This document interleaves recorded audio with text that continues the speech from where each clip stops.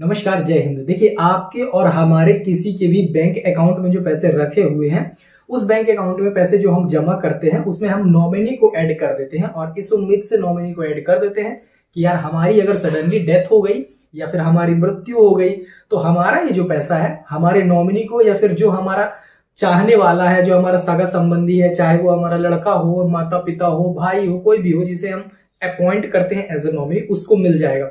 लेकिन अगर मैं आपसे कहूं कि अब ये पैसा नहीं मिलने वाला है, रूल्स जो है वो चेंज हो गए हैं, 5 चीजों को इंप्लीमेंट किया गया है।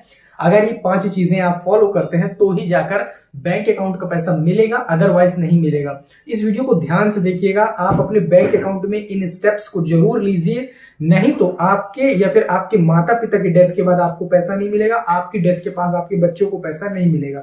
ये सारे के सारे नए नियम जो है और सारी चीजों को जो इंप्लीमेंट किया गया है वो इस वीडियो में बताऊंगा। वीडियो पे लास्ट तक बने रहे, बहुत ही छोटा और बहुत ही इंफॉर्मेटिव वीडियो होगा।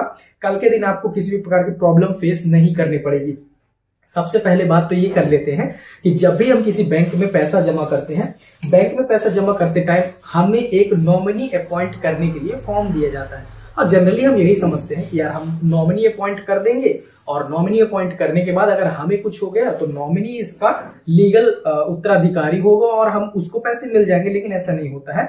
नॉमिनी जो होता है आपके बैंक अकाउंट का उत्तराधिकारी नहीं होता है, बल्कि एक ट्रस्टी या केयर टेकर होता है।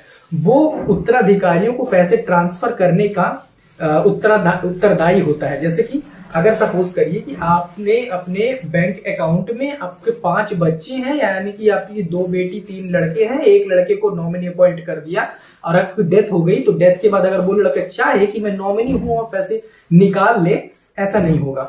बैंक उसे उन 5 लोगों को लाने को कहेगा, यानी कि आपके 5 बच्चों को लाने को कहेगा, साथ में आपकी पत्नी को लाने को कहेगा। तो लीगल जो उत्तराधिकारी होंगे उनको लाने को। तो सबसे पहला इस पे जो रूल्स होता है नॉमिनेशन का, तो अगर आपका बैंक अकाउंट ओपन है, सबसे पहले आप ज्वाइंट अकाउंट उसको बनवाइए, या फिर ज्वाइंट अकाउंट अगर आप ओपन कराना चाह रहे हैं तो अभी ज्वाइंट अकाउंट ओपन करा लीजिए।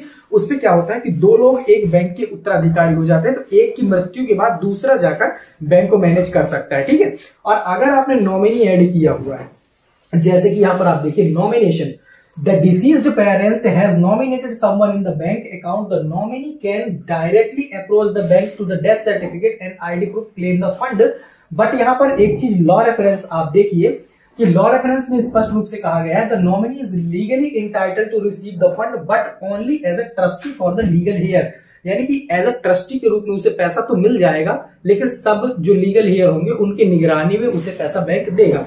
तो अगर आप नॉमिनी हैं और नॉमिनी विड्रॉवल करना चाहते हैं तो फिर आपको क्या करना पड़ेगा, अपने सारे भाइयों को, बहनों को, अपनी माँ को ले जाकर वहां पर रिप्रेजेंट करना पड़ेगा, तो फिर बैंक आपको पैसा देगा। सबसे पहला रूल ये है, ठीक है। नॉमिनी को डायरेक्ट पैसे नहीं दिए जाएंगे। दूसरा, अगर आप नॉमिनी भी अपॉइंट नहीं करते हैं तब जाकर जो आप, अगर आपकी डेथ हो जाती है सपोज करें, तो आपके माता पिता या फिर माता पिता की डेथ हो जाती है, तो आप लोग जितने भी माता पिता के संतान हैं वो एक बनवाएंगे लीगल हेयर सर्टिफिकेट। ये लीगल हेयर सर्टिफिकेट क्या होता है कि हम इस मृतक के, इस आदमी के जिसकी भी अभी डेथ हो गई है, उसके हम वारिस हैं, यानी कि वैलिड उत्तराधिकारी हैं।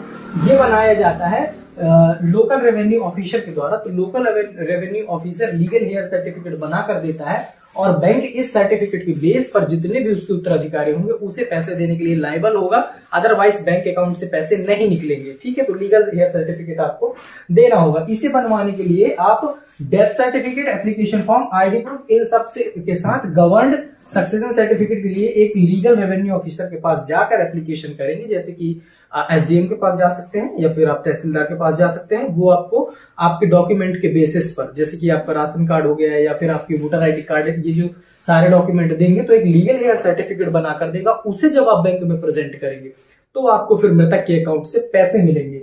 आप सोचे कि नॉमिनी को बस मिल जाए, तो ऐसा नहीं होगा। तीसरा है यहाँ पर सक्सेशन सर्टिफिकेट। अब ये जो डॉक्यूमेंट है ये खासकर सबसे ज्यादा इंपॉर्टेंट है। कैसे? ये जो सक्सेशन सर्टिफिकेट है ये कहलाता है उत्तराधिकार प्रमाण पत्र।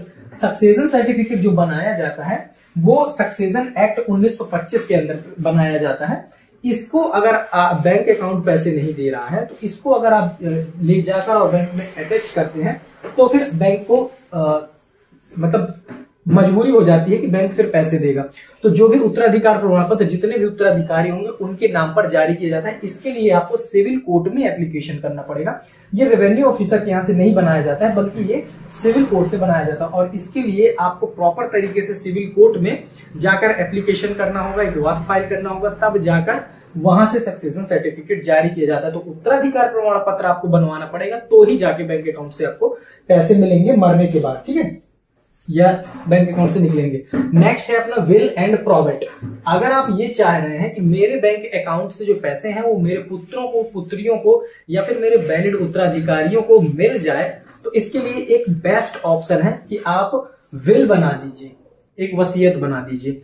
जब आप एक वसीयत बनाते हैं तो वसीयत में आप ये लिखते हैं कि मेरे मरने के बाद मेरे बैंक के संपत्ति का ये लड़का या ये लड़की उत्तराधिकारी होगा। तो जब आपकी मृत्यु होती है उसके बाद जब बैंक डिमांड करता है डॉक्यूमेंट के लिए, तो इस विल को सबमिट किया जाएगा। इसके बाद ही जाकर बैंक से पैसे मिलेंगे, अदरवाइज पैसे नहीं मिल सकते हैं, ठीक है।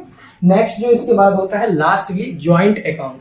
तो अगर आपका ज्वाइंट अकाउंट है तो बहुत इजी हो जाएगा। ज्वाइंट अकाउंट में आप डेथ सर्टिफिकेट लगाकर सीधे मरने वाले की और जो आदमी है वो पूरा फंड जो है निकाल सकता है, विड्रॉवल कर सकता है। तो बेसिकली अगर आप ये चाह रहे हैं कि आपकी मृत्यु होने के बाद या आपके माता पिता की मृत्यु होने के बाद उनके बैंक अकाउंट में जो पैसे हैं वो उनके उत्तराधिकारियों को मिल जाए, या आपकी मृत्यु होने के बाद आपके भाई बहन, माता पिता या लड़के लड़की, आपकी पत्नी को मिल सके, तो इसके लिए आप इन स्टेप्स को जरूर फॉलो कर लें। सबसे पहले तो आप अपने बैंक अकाउंट में जाकर नॉमिनी को अपडेट करा लें।